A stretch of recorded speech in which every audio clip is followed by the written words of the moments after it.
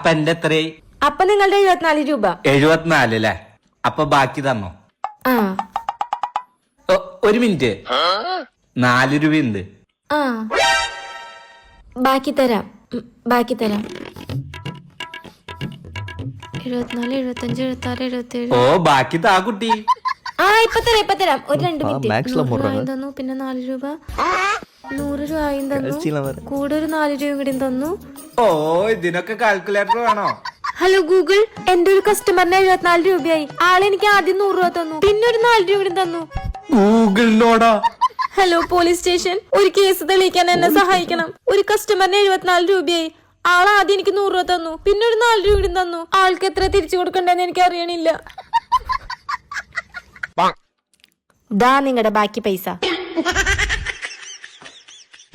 செம்ம கியூட் இவங்க. ராஜ் ஆனா உங்களோட தீவிரமான ஃபேன் தான்.